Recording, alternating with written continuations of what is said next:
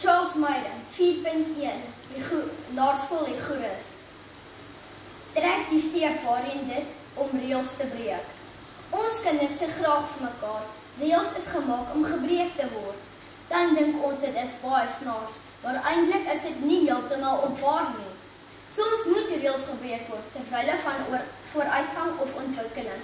En mense moet net weet wanneer reëls gebreek moet word en wanneer dit gehoorsaam moet word. Geagte voorsitter, ek glo 'n mens moet nie sommer alle reëls gehoorsaam sonder om daarna te dink nie. As die mense in die verlede alle reëls gehoorsaam het, was ons samelewing nie so ontwikkeld soos wat dit vandag is nie. Ek gaan u oortuig dat reëls wel gemaak is om gebreek te word. Eerstens, skoolreëls is gemaak om gebreek te word. Eksamens moet afgeskaf word. Daar is lande waar kinders nie eksamens skryf voor graad 9 nie. Michael Grascow skryf in die World Economics Forum van 2018, die leerders van Finland skryf hulle eerste eksamen aan die einde van hulle skoolloopbaan. Ons kan beslis by Finland leer. Hierdie kinders presideer baie beter as ander lande se skoolgaande kinders. Hulle leer sonder die ekstra spanning van eksamens en dit werk vir hulle die tyd wat gebruik word vir leer, wat eerder gebruik word vir sport en om 'n gesonde lifestyle te bou. Pauses is 'n stuk kort deur die loop van 'n skooldag. Kinders kan net 20 minute op 'n slag konsentreer, dan word daarvan hulle verwag om tot 2,5 ure te kan konsentreer. Tussen pauses. Dit is gewoonlik wanneer kinders begin kriebel en lawaai maak en nog skoolreëls breek. Dit sal beter wees om eerder 'n paar breuke deur die loop van 'n dag te hê, as net 2 pauses. Kinders sal beter kan konsentreer. Tweedens, baie nuwe ontdekkings is gemaak toe mense begin reëls breek. Geagte voorsitter, dames en here, dink gou vinnig, as mense nie meer as 600 jaar gelede sy voet neergesit het en gesê die aarde is rond nie, sou wetenskaplikes vir 'n baie lang tyd nog geglo dat die aarde so plat is soos 'n tafel en mense daarin kan afval.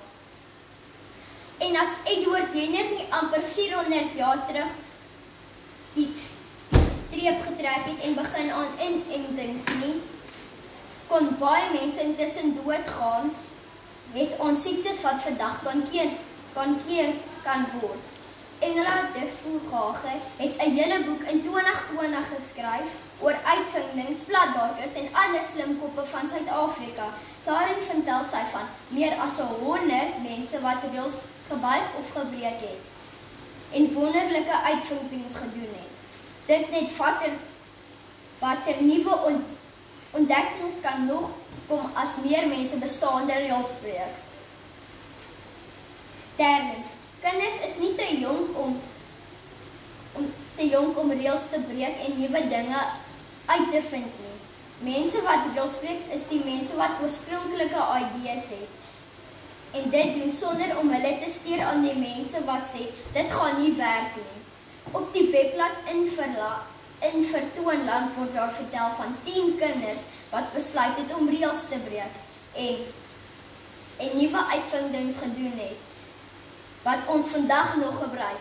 Hulle vertel van Frank Epperson van San Francisco wat 11 jaar oud was toe hy eendag sy mengsel van koeldrankpoeier en water saam met die lepel waarmee hy dit gemeng het buite op hulle stoep vergeet het.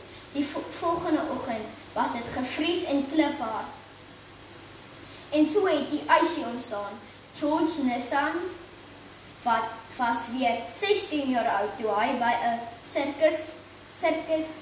sirkus sien dat daar 'n veiligheidsnet is vir die genase wat so in die lug swaai en hulle toertjies doen. Net daar het hy die gedagte gekry hoe lekker dit sal wees om op die veiligheidsnet 'n wipmat te maak. En danksy George Nissan dat ons kinders vandag heerlik op 'n wipmat kan speel. Om af te sluit, dit is nodig dat daar dapper mense is wat reëls breek. Ek het met my 3 argumente gewys dat skoolreëls tot groot uitvindings beter gemaak kan word deur mense wat 'n bietjie verder dink. Ons het ook gehoor dat selfs kinders 'n bydrae kan lewer as hulle soms reëls breek.